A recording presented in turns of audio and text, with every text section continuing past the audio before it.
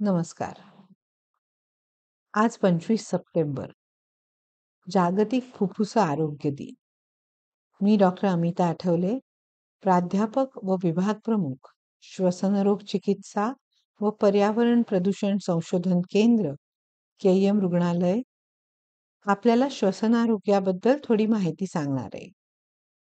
आपण एका मिनिटाला साधारण 12 ते 16 वेळेला श्वास घेतो.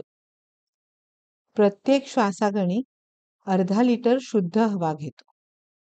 120 स्क्वेअर मीटर इतका मोठा सरफेस एरिया असलेल्या फुफ्फुसातील लाखो वायुकोश हे प्राणवायू शोषण्याच्या कामात भाग घेत असतात. हवेतील तरंगत्या धूलिकणांचं प्रमाण वाढलं तर श्वसनदाह निर्माण होतो आणि श्वासनलिका काही काळ आकुंचित होऊ शकते. असं झालं तर फुफ्फुसात प्रत्येक श्वासागणिक थोडी हवा साठून राहते आणि मग काही काळाने खोकल्याची उबळ येते किंवा श्वास सोडताना शीळ घातल्यासारखा आवाज किंवा व्हीझिंग होऊ शकतो. फुफ्फुस क्षमता साधारण 30 ते 40% कमी येईपर्यंत लक्षणं जाणवतच नाहीत. आणि म्हणूनच जसं रक्तदाब किंवा ब्लड प्रेशर मोजण्याकरता आपण उपकरण वापरतो, तसंच उच्छ्वासाची गती मोजण्याकरता आपण हे छोटंसं पीक एक्स्पिरेटरी फ्लो मीटर हे उपकरण वापरू शकतो. आपल्या वय, वजन आणि उंचीप्रमाणे याची मर्यादा ठरते. केईएम रुग्णालयातर्फे वायू प्रदूषणाशी संबंधित अभ्यासात आम्ही आपल्या राहत्या वस्तीत येऊन देखील श्वसनारोग्य सर्वेक्षण करतो, ज्यायोगे त्रास वाढण्याआधी निरोगी राहण्याकरता उपाय करता येतात.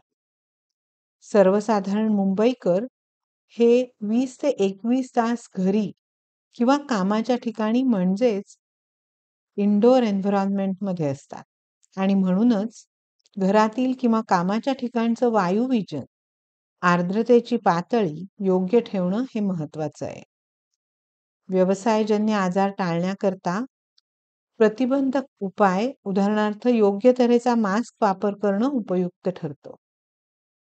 धूम्रपान टाळणं हे तर मला वाटतं सर्वाधिक महत्त्वाचं. धूम्रपानामुळे COPD किंवा क्रॉनिक ब्रॉन्कायटिस तसेच कॅन्सर सारख्या आजारांनाही आमंत्रण मिळतं. आरोग्यदायी सवयींचा वाटा निरोगी फुफ्फुसांकरता अत्यंत महत्त्वाचा आहे. तसेच वेळेत केलेले उपचारही महत्त्वाचे. इन्हेलर मार्फत घेतलेली औषधं ही 1/20 मात्रेत त्वरित आपलं काम करतात आणि काही मिनिटातच श्वसनमार्ग मोकळा होऊ शकतो.